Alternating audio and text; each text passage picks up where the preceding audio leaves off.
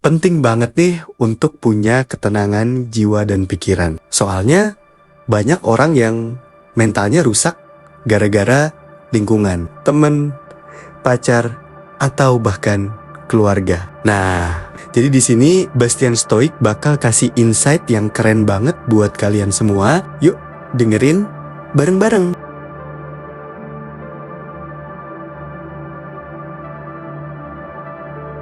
Ada beberapa hal yang lebih baik tidak diucapkan, namun lebih banyak lagi yang sebaiknya tidak dibagikan.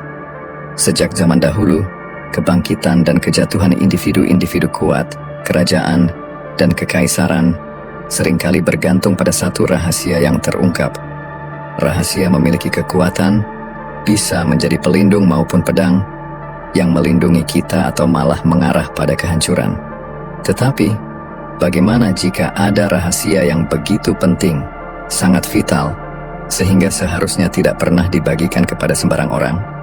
Orang-orang Stoik kuno sangat mengerti rahasia ini, dan mereka mempraktikkan disiplin dalam diam, serta kehati-hatian yang melindungi mereka dari bahaya, dan menjaga martabat mereka. Dalam video ini, kita akan membahas 10 hal yang sebaiknya Anda simpan sebagai seorang Stoik, dan tidak pernah dibagikan kepada siapapun. Semua hal ini sangat penting dan saling berhubungan. Jadi pastikan untuk menonton hingga akhir video untuk mengetahui kenapa. 1. Pertempuran diam yang Anda hadapi. Di balik setiap wajah yang Anda temui ada alam semesta cerita. Beberapa cerita disuarakan keras, tetapi sebagian besar disimpan dalam diam. Narasi-narasi diam ini, yang terjalin dari tantangan dan perjuangan pribadi, seringkali menyimpan kekuatan besar. Kenapa? Karena mereka membentuk kita, membentuk pandangan kita, dan mendorong kita hingga batas kemampuan kita. Tetapi seperti halnya baja yang paling kuat dibentuk dalam api yang paling panas, kita juga dibentuk melalui pertempuran batin ini. Epictetus dengan halus mengingatkan kita bahwa bukan apa yang terjadi pada kita, tetapi bagaimana kita meresponsnya yang penting. Di balik kata-kata ini, ada gema dari banyak momen ketika kita berperang dengan pikiran kita sendiri, terbebani oleh beban yang tidak diketahui dunia. Apakah ini berarti kita harus menahan semuanya dalam diri? Tidak, tetapi ini tentang bijaksana dalam memilih kepada siapa kita berbagi, dan kapan kita melakukannya. Semua orang bisa mendengar, tetapi tidak semua bisa mendengarkan, dan lebih sedikit lagi yang benar-benar mengerti. Memilih untuk mengungkapkan pertempuran ini adalah hak pribadi, dan kita harus berhati-hati hanya membagikannya kepada mereka yang telah mendapatkan kepercayaan kita. Saat ini, ada dorongan yang sangat besar untuk hidup terbuka, terutama dengan adanya media sosial. Rasanya, semua orang berbagi segalanya. Namun, ada kekuatan besar dalam berbagi dengan selektif. Biarkan beberapa pertempuran tetap menjadi milik Anda sendiri. Itu adalah bukti ketangguhan Anda, medali kehormatan pribadi.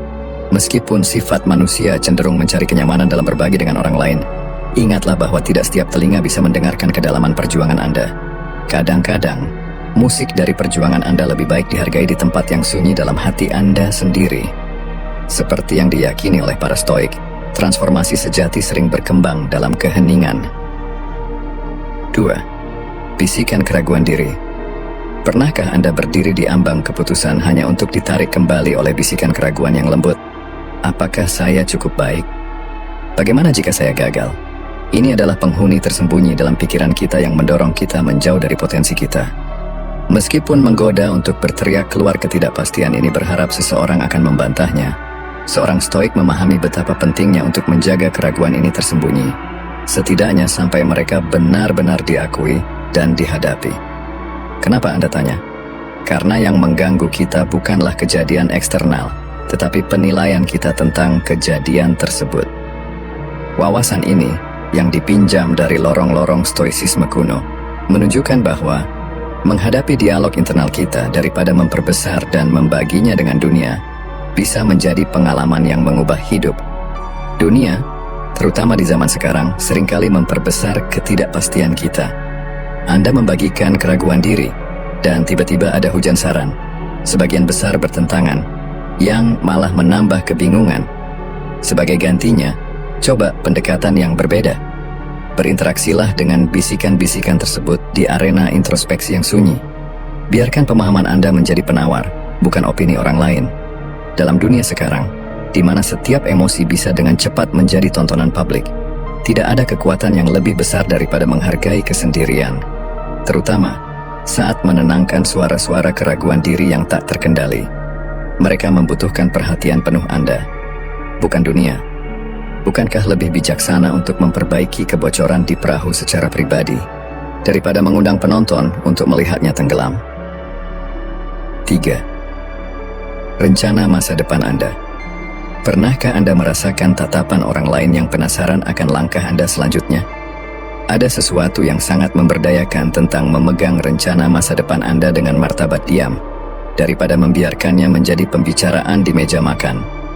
Aspirasi, impian, dan ambisi Anda adalah milik Anda untuk dijaga. Dengan tidak mengungkapkan setiap detail, Anda mempertahankan elemen misteri dan ketidakpastian. Kita hidup di zaman di mana semua orang begitu bersemangat untuk berbagi. Namun, ada kekuatan dalam menjaga kartu Anda tetap dekat. Biarkan tindakan berbicara lebih keras daripada kata-kata. Sejarah menawarkan banyak contoh orang yang terlalu cepat membual tentang rencana mereka hanya untuk melihatnya runtuh. Ambil contoh Napoleon Bonaparte. Kejeniusan militernya tak tertandingi, namun kepercayaan diri yang berlebihan, rencana yang dipublikasikan, dan meremehkan lawan-lawan membuatnya jatuh. Pertempuran Waterloo adalah pengingat betapa membuka terlalu banyak bisa berujung pada kejatuhan. Demikian juga dengan pengusaha seperti Howard Hughes, yang terkenal menjaga usahanya tetap tertutup, memastikan pesaing selalu satu langkah di belakang. Ini adalah pelajaran tentang kekuatan, ketidakpastian, dan keuntungan strategis dari kehati-hatian. Saat ini kita lebih terhubung dari sebelumnya dengan platform sosial yang mendorong kita untuk mengumumkan setiap niat. Namun, stoicisme mengingatkan kita bahwa ada nilai dalam mundur, dalam mengambil pendekatan yang lebih bijaksana. Dengan menjaga rencana masa depan Anda tetap rahasia, Anda tidak hanya melindungi ambisi Anda, tetapi juga memberi kebebasan untuk beradaptasi dan berubah tanpa tekanan eksternal. Seperti kata Seneca, jika seseorang tidak tahu ke pelabuhan mana dia berlayar, tidak ada angin yang menguntungkannya. Ini adalah pengingat kuat untuk menetapkan arah kita, tetapi hanya membagikannya jika perlu, dan sebagian besar dengan diri sendiri.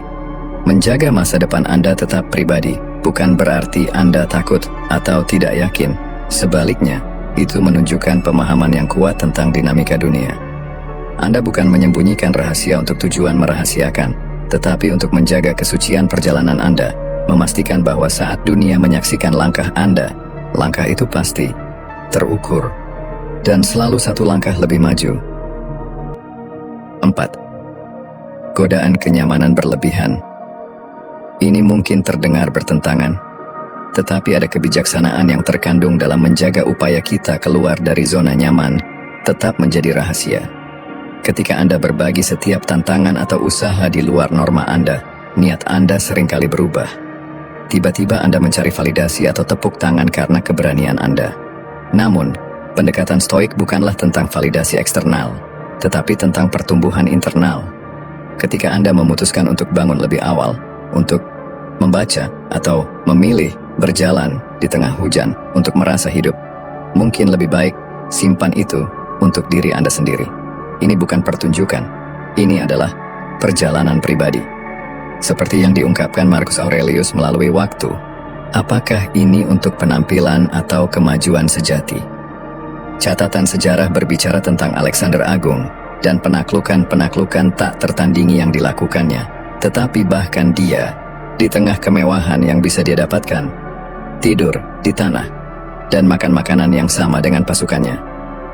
Dia melakukan ini bukan untuk tontonan, tetapi untuk mengingatkan dirinya tentang kenyataan hidup dan agar tidak terjebak dalam kabut kemewahan dan kenyamanan. Kita mungkin tidak memimpin pasukan besar, tetapi pertempuran kita nyata dan tantangan kita tidak kalah penting.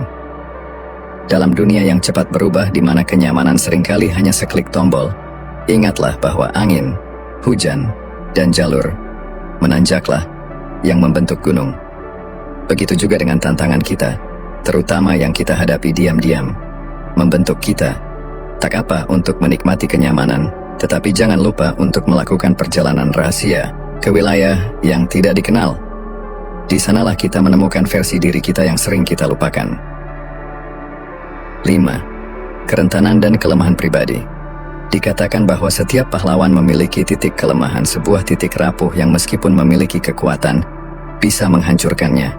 Manusia dengan segala ketidaksempurnaannya terdiri dari kekuatan dan kerentanannya. Membagikan kelemahan pribadi bisa menambah lapisan pemahaman dan kedalaman pada hubungan.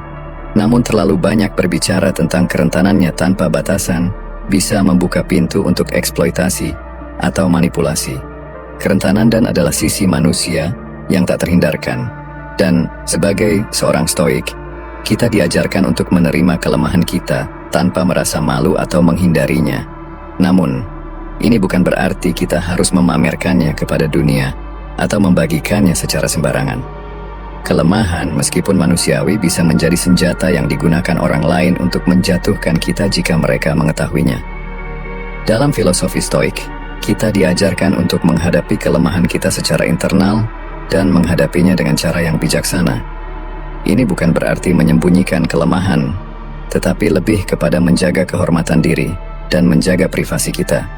Ingat, ada kekuatan dalam memilih apa yang kita bagikan dan kepada siapa kita membuka diri. Anda tidak perlu berbagi kelemahan Anda dengan orang yang belum layak mendapatkan kepercayaan Anda. Karena dalam berbagi kelemahan dengan sembarangan, kita seringkali membuka celah bagi orang lain untuk mengeksploitasi ketidakamanan kita. Sebagai contoh, seorang pemimpin bijaksana seperti Marcus Aurelius tidak secara terbuka membagikan kerentanannya kepada publik. Ia memilih untuk menulis dalam jurnal pribadi dan merenungkan kelemahan serta tantangannya sendiri untuk memperbaikinya dalam keheningan. Dengan cara ini, dia bisa memperbaiki dirinya tanpa terbebani oleh tekanan eksternal. Oleh karena itu, penting bagi kita untuk menjaga kelemahan pribadi tetap dalam batas yang bijaksana. Hanya berbagi dengan mereka yang benar-benar bisa memberi dukungan yang konstruktif dan tidak memanfaatkannya untuk melemahkan kita. 6. Kekuatan tersembunyi dalam ketekunan. Ketekunan adalah salah satu nilai utama dalam stoicisme. Namun ada sisi gelap dari ketekunan yang mungkin tidak banyak orang ketahui. Ketekunan yang dilakukan dalam kesunyian, tanpa pengakuan. Terkadang, orang yang gigih berjuang untuk mencapai tujuan, mereka cenderung ingin mendapatkan pengakuan atau dorongan dari orang lain. Tetapi dalam stoicisme, ketekunan dilakukan dengan tujuan yang lebih mulia. Anda tidak perlu selalu mendapatkan apresiasi atau pengakuan publik untuk setiap langkah kecil yang Anda capai. Menurut saya, menjaga kekuatan ketekunan tetap tersembunyi adalah salah satu bentuk kehormatan tertinggi. Seperti yang dikatakan Epictetus, kebahagiaan datang dari mengendalikan diri, bukan dari mendapatkan pujian.